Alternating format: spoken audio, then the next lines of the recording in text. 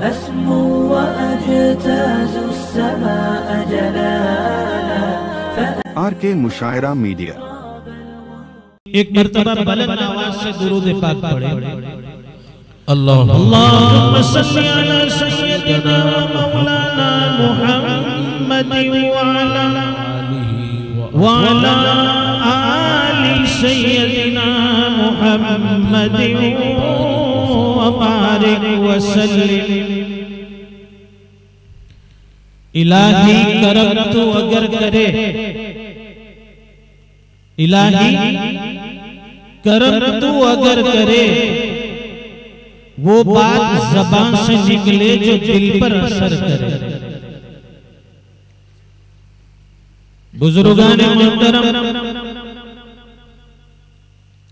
काबिल कदर हज़रात उलमा इकराम, मिल्लत इस्लामिया के जवानों और दूर दराज से सुनने वाले ख़वातीन इस्लाम,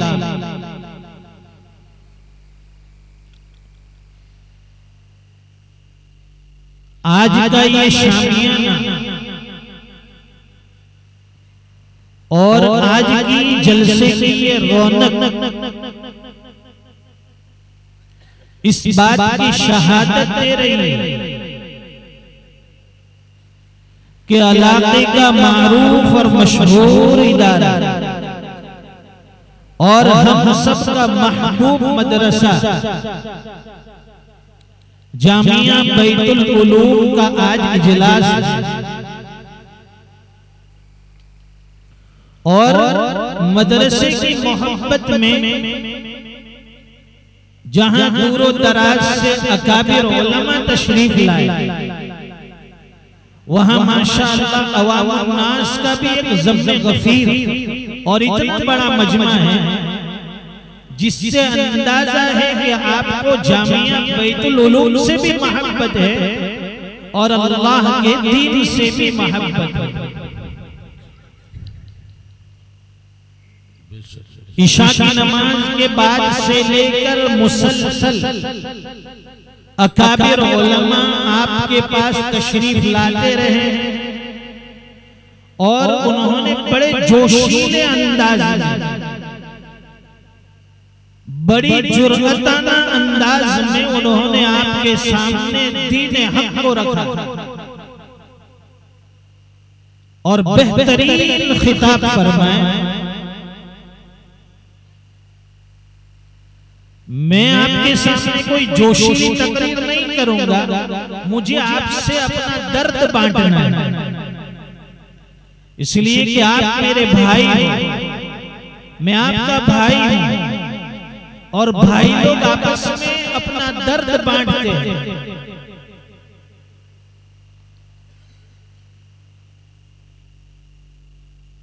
हुजूर पाक सल्लल्लाहु अलैहि वसल्लम की दुनिया में तशरीफ आवरी, आपका दुनिया में आना,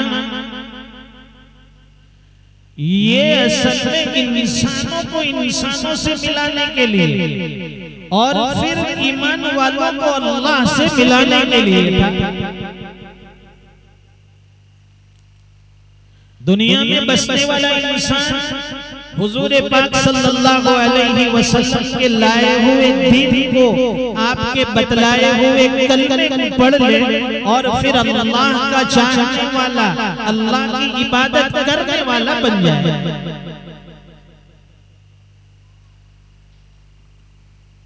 जो मखलूक सरापा खैर होती है उसे फरिश्ते कहते हैं और जो मखलूक सरापा शर होती है उसे शैतान कहते हैं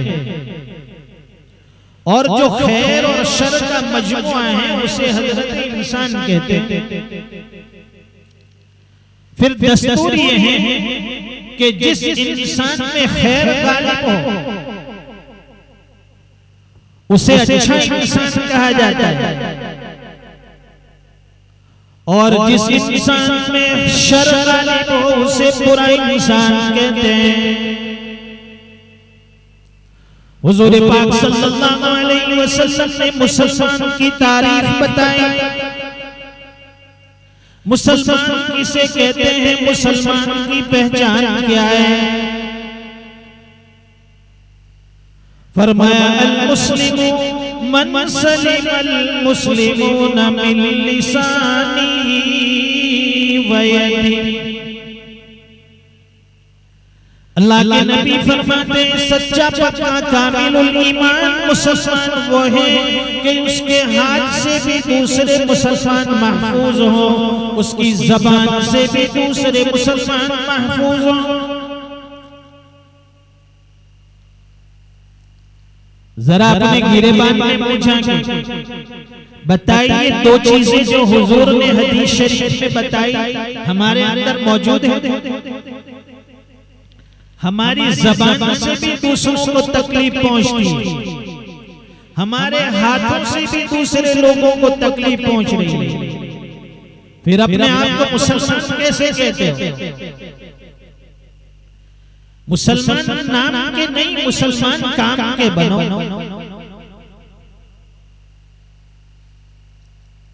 यहाँ जोशीली तकरीरें सुनकर और ऐसे शानदार इजलास में जलसे में बैठकर जहां हमारा ईमान मजबूत होता है, ईमान में बेदारी आती है, उसका फायदा ये होना चाहिए कि यहाँ से उठने के बाद, यहाँ से जाने के बाद की हमारी जिंदगी वो 100% दीन पर होनी चाहिए।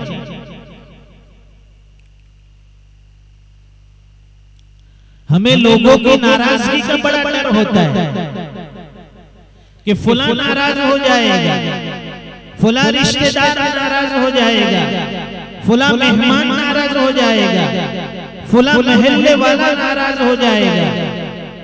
सबकी नाराजगी की फिक्र है, लेकिन अल्लाह और उसके रसूल की नाराजगी की हमें कोई परवाह नहीं। और शायर तो कहता है सारा जहां नाराज हो परवाह न चाहिए, और मद्दे नजर तो मर्ज़िए जाना न चाहिए।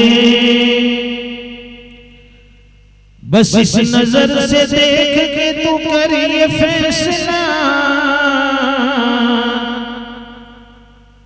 कि क्या क्या तो होना चाहिए, क्या क्या न चाहिए। हमारी सबसे बड़ी फिक्र ये होनी चाहिए हमारा रब हमसे नाराज न हो।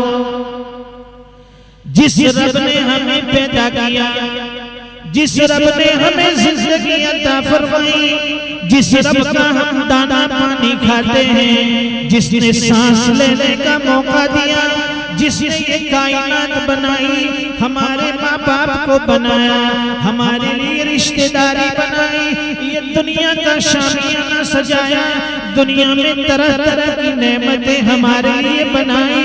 इसका हक ये है कि उस परवरदिगार को राजी किया जाए, उसके सामने सर्व सुजूद हो जाए, उसके सामने इबादतों के लिए झुक जाए। सबको राजी कर लिया, अल्लाह को राजी नहीं कर सकते। जो भी नाराज है हमें फिक्र है, लेकिन अल्लाह नाराज है कोई फिक्र नहीं। न जिंदगी में नमाजों की पाबंदी है, न तिलावत कुरान का कोई ज़ौक़ रहा है, न घर में तालीम और तरबियत का कोई माहौल है।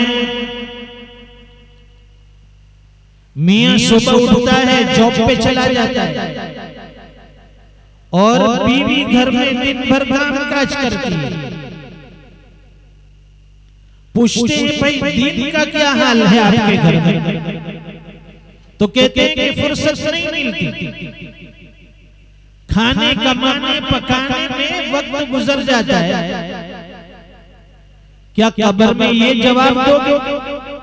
फरिश्ते पूछेंगे कि दीन पर कितना अमल किया, सवालात होंगे, तो क्या ये कहेंगे कि जॉब में वक्त गुजर जाता था, घरेलू कामकाज में वक्त निकल जाता था? वहां ये चीज नहीं चलेगी, वहां बहाने नहीं चलेंगे, वहां की तैयारी नहीं करनी है। कब्र में फरिश्ते सवाल करेंगे, मन रब्बुका, तेरा रब कौन है, बतला तुझे किसने पैदा किया, तेरा माबूद कौन है। अगर दुनिया में रब की मानकर चला होगा, रब के सामने सजदे किए होगे, एक अल्लाह की इबादत की होगी, कब्र में फर फर जवाब देगा, रब्बी अल्लाह, मेरा रब अल्लाह है। और अगर अल्लाह की मानकर नहीं चला होगा, अल्लाह के सामने सजदा रेज़ नहीं हुआ होगा, मस्जिदों में आना जाना नहीं रहा होगा, इबादत में अपने माथे को नहीं टेका होगा, अल्लाह की मारिफत नहीं होगी, अल्लाह का इश्क नहीं होगा, बंदा जवाब नहीं दे सकेगा, थर थर कांपने लगेगा, पूछेंगे तेरा रब कौन है, तेरा परवरदिगार कौन है, ये भी नहीं बता सकेगा कि मेरा रब अल्लाह है। जैसी जिंदगी गुजरी है, कब्र में उसका वही हश्र होगा, मरने के वक्त उसकी ज़बान से वो कलमे जारी होंगे जो जिंदगी पर उसने अमल किए। दूसरा सवाल होगा, बता तेरा दीन क्या है। अगर जिंदगी में दीन पर अमल किया होगा, जिंदगी में दीन पर चला होगा, दीन को अपना ओढ़ना बिछोना बनाया होगा, अल्लाह के रास्ते में चला होगा, सर्दियों की लंबी रातों में रातों को उठकर अल्लाह के सामने नमाजों में खड़ा हुआ होगा, अल्लाह के सामने आहुजारी की होगी, दीन के तकाजे को पूरा किया होगा, शरीयत पर अमल किया होगा, शरीयत की पासदारी की होगी, बंदा बताएगा मेरा दीन इस्लाम है। और अगर दीन पर अमल नहीं होगा, इंसान बगले झांकता रह जाएगा, हक्का बक्का रह जाएगा, जवाब नहीं मिलेगा। और तीसरा सवाल होगा, बता तेरा नबी कौन है। ये कब्र में बताया जाएगा अल्लाह के नबी को कि ये शख्स कौन है। अगर अल्लाह के नबी की सीरत पर चला होगा, अल्लाह के रसूल की सूरत को पसंद किया होगा, आपकी सुन्नतों को जिंदा किया होगा, हुजूर के फरमान पर अमल किया होगा, बंदा बताएगा ये मेरे नबी जनाब मुहम्मदुर रसूलुल्लाह सल्लल्लाहु अलैहि वसल्लम है। अगर जिंदगी में नबी के तरीके को पसंद नहीं किया, मेरे महबूब के चेहरे को अपना चेहरा नहीं बनाया, मेरे महबूब की सीरत को अपनी सीरत नहीं बनाया, मेरे महबूब की सूरत जैसी सूरत नहीं बनाई, कब्र में जवाब देना मुश्किल हो जाएगा, आदमी नहीं दे सकेगा। ये इतने बड़े जलसे का मकसद क्या है? मकसद ये है कि भाई हम लोग 100% दीन पर आ जाए, ये दुनिया की जिंदगी भी हमारी कामयाब, और जो मरने के बाद हमें कब्र में जाना है, वहां से फिर महशर में जाना है, आखिरत का जो मामला पेश होना है वो भी सब कामयाब हो गया। ऐसा नहीं कि जामिया बैतुल उलूम का इजलास हो गया, हमने माशाअल्लाह बेहतरीन खाना खाया, हजरत मौलाना इमदादुल हक साहब ने सबकी बेहतरीन मेहमान नवाजी की, और आप लोग खुश होकर वाह वाह करते हुए तारीफ के कलिमात कहते हुए यहाँ से हाथ धोकर चले गए। यहाँ से हमें कुछ लेकर जाना है। प्रोग्राम का मकसद ये है कि उम्मत में और उम्मत के जो नौनिहाल हैं और उम्मत के जो अफराद हैं, हमारे जो भोले भाले मुसलमान हैं, उनके दिलो दिमाग में शरीयत बैठ जाए, उनके अंदर दीन आ जाए, उनके अंदर ईमानियत आ जाए, उनके अंदर अखलाकियत पैदा हो जाए। ये जलसे का मकसद होता है। खाली वाह वाह करके यहाँ से चले जाने से कुछ नहीं होगा। हुजूर पाक सल्लल्लाहु अलैहि वसल्लम ने ये दीन लाकर हमें दिया, बड़ी मेहनतें की, दीन फैलाने में अल्लाह के नबी ने बड़ी मशक्कतें झेली, बड़ी कुर्बानियां दी, मारे खाई, वतन को छोड़ा, रिश्ते नाते को तोड़ा, घर से बेघर हो गए, वतन को भी छोड़ना पड़ा, अजीजो अकारिब को भी छोड़ना पड़ा, सब चीज दांव पर लगा दी, सारी कुर्बानियां दी, लेकिन ये दीन उम्मत तक पहुंचा कर रहे हैं।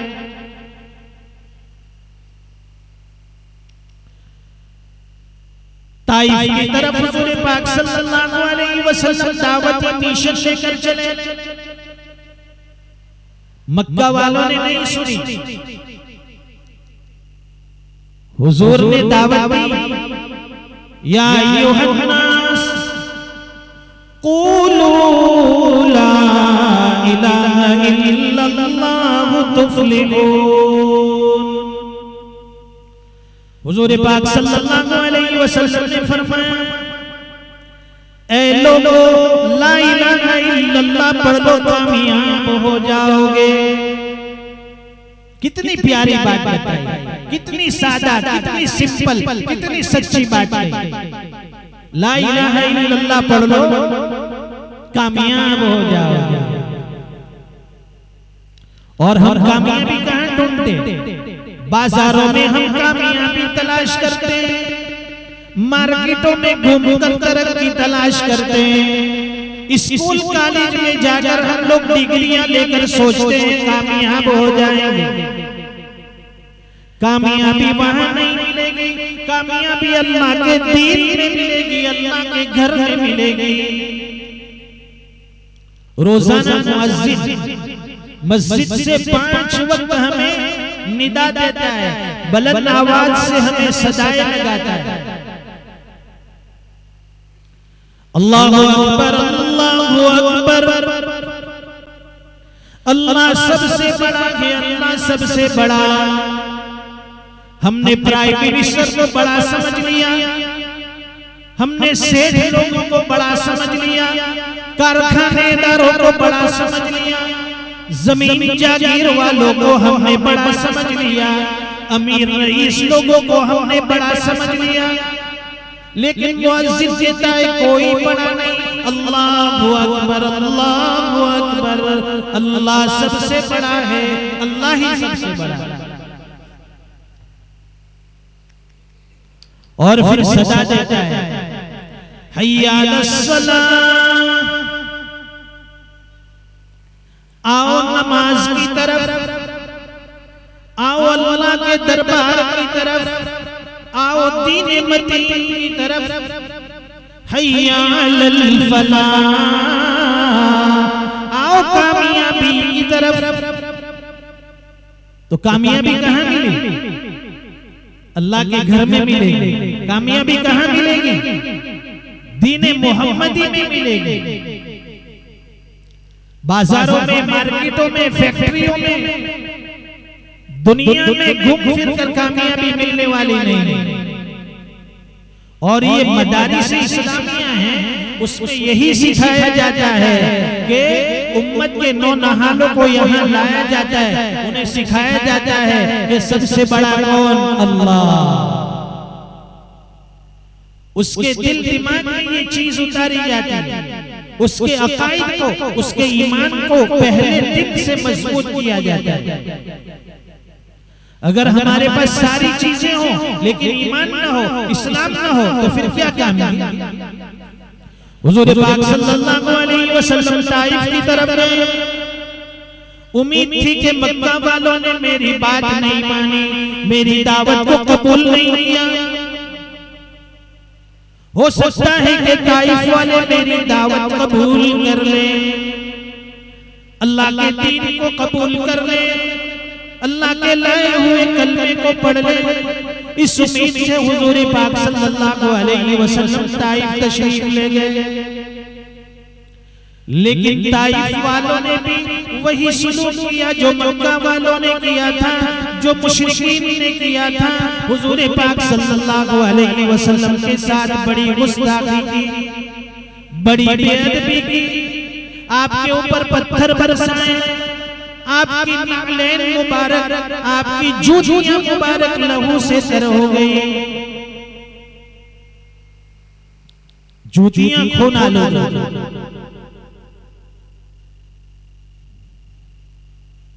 जब आप ताइफ से निकले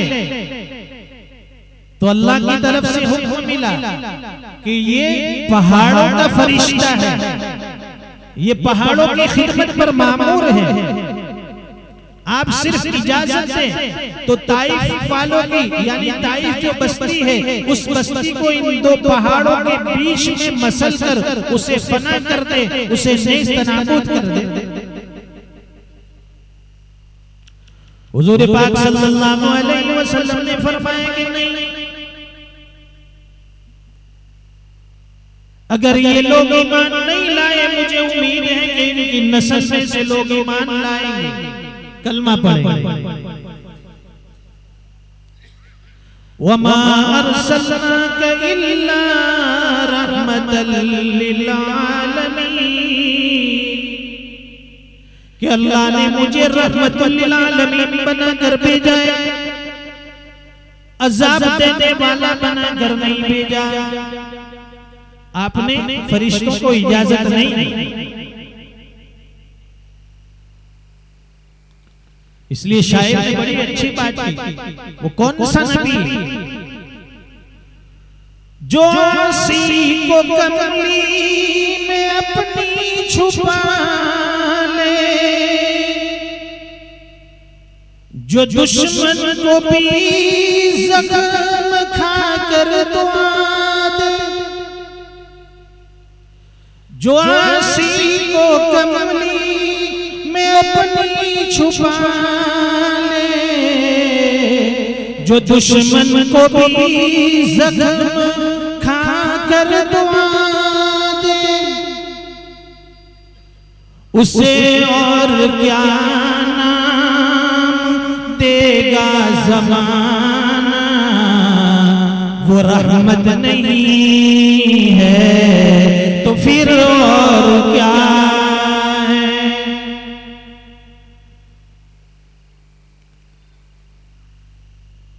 हुजूर पाक सल्लल्लाहु अलैहि वसल्लम पर पत्थर बरसाए गए और ग़ज़वे उहद के मौके पर आपके दंदाने मुबारक, आपके दांत मुबारक भी शहीद किए गए।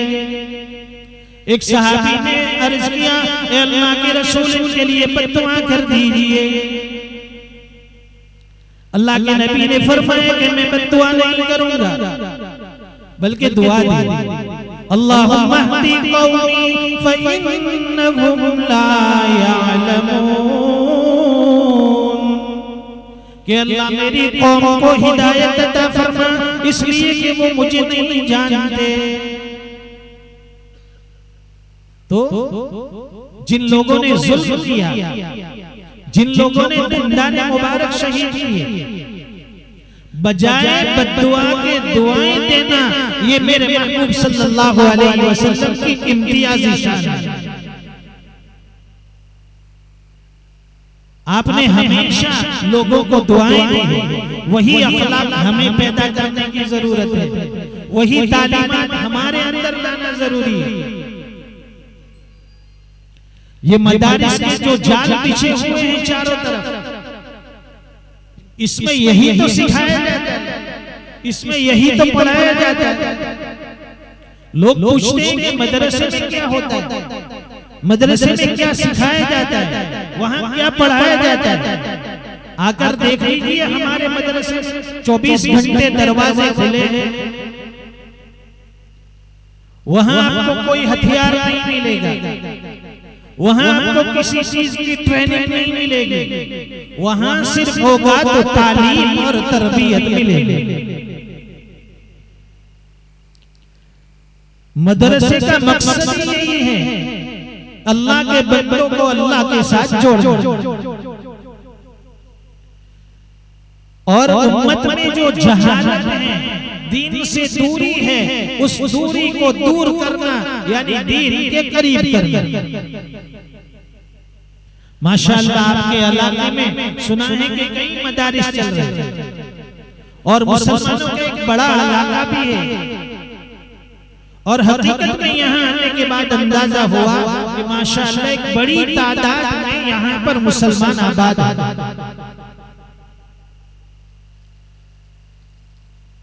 तो हमें अपनी औलाद की दीनी तरबियत की और उनकी तालीम की फिक्र करनी है, उन्हें मदारिस में भेजना है। हमारा बच्चा जब सुबह होगी तो वुजू करके सीधा पहले मदरसे जाएगा, वहाँ अल्लाह और उसके रसूल की बातें सीखेगा। उसके बाद उसको जहाँ डालना हो, स्कूल भेजना हो, कॉलेज भेजना हो, यूनिवर्सिटी डालना हो, कहीं भी भेज दीजिए, लेकिन मदरसे में जरूर भेजिए।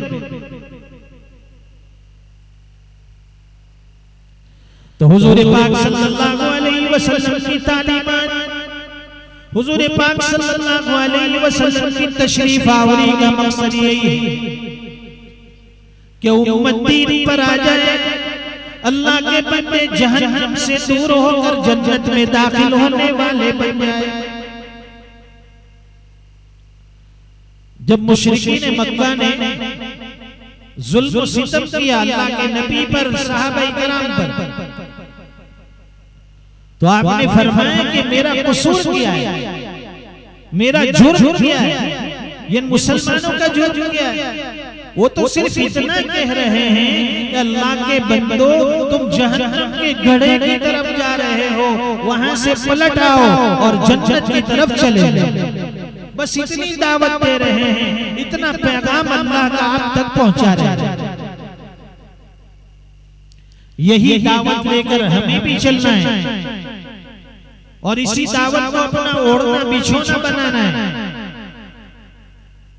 उसी की फिक्र में दिन रात हमारी गुजरनी चाहिए।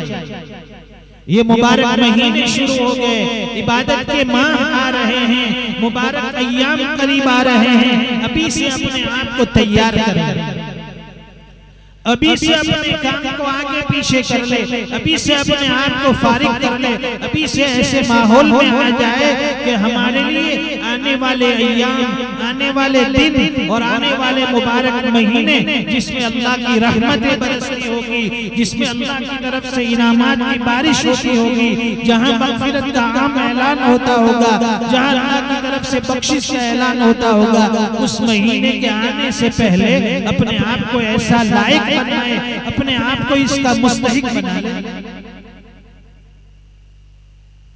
बात तो समझ में आ रही है। ये रमजान जब आता है तो हमारा जवान बड़ा खुश होता है कि माशाअल्लाह रमजान आ गया। पूछते हैं कि क्यों इतना खुश होता है, तो जवाब में ये नहीं देता कि मैं रोजे रखूंगा, जवाब में ये नहीं देता कि मैं तरावी की लंबी नमाजों में खड़ा रहूंगा, तरावी में ये जवाब में ये नहीं कहता कि मैं रमजान के अल्लाह का कुरान पढ़ूंगा, बल्कि जवाब देता है कि रमजान आता है तो पकोड़े समोसे खाने मिलते, दस्तरखान सजा सजाया नजर आता है, घर घर से खाने की खुशबू और खाने की महक आती है। इसलिए रमजान की आमद पर जवान खुश हो जाता है। और अल्लाह के नबी और सहाबा का ये हाल था कि रमजान की आमद से पहले कमर बांध लेते थे, अपने आप को तैयार कर लेते थे। अल्लाह के रसूल और सहाबाए किराम मुसलसल कई दिनों के रोजे रखते थे कि भाई रमजान में इसकी मश्क हो जाए, रमजान में इसकी प्रैक्टिस हो जाए, रमजान में रोजे रखना हमारे लिए आसान हो जाए। इसका एहतमाम अल्लाह के नबी 2 महीने पहले से करते थे। जब रजब का चांद होता, हुजूर पाक सल्लल्लाहु अलैहि वसल्लम की मुबारक ज़बान पर ये दुआ होती, अल्लाहुम्मा बारिक लना फी रजब व शाबान व बल्लिगना रमज़ान। ये दुआ सीख लेनी चाहिए, मुसलसल मांगनी है रजब में, शाबान में। अल्लाहुम्मा बारिक लना फी रजब व शाबान व बल्लिगना रमज़ान। ऐ इलाहुल आलमीन, रजब और शाबान के महीने में बरकतें अता फरमा। ऐ इलाहुल आलमीन, रजब और शाबान के महीने में हमारी उम्रों में, हमारी जिंदगी में बरकतें अता फरमा, ताकि हम रमजान तक पहुंच सके और रमजान के फयूज और बरकत से माला माल हो सके। इसलिए दुआ करिए। ये पकोड़े समोसे के लिए दुआ नहीं मांगनी है, वो तो मिलने वाला है। रमजान में अल्लाह की तरफ से बरकतें होती है, दस्तरखान सजाया होता है। जो आम दिनों में खाना नहीं मिलता, अल्लाह ताला रमजान की बरकत से, रोजे की बरकत से, कुरान करीम की बरकत से हमारे दस्तरखान पर तरह तरह की नेमतें रखते हैं।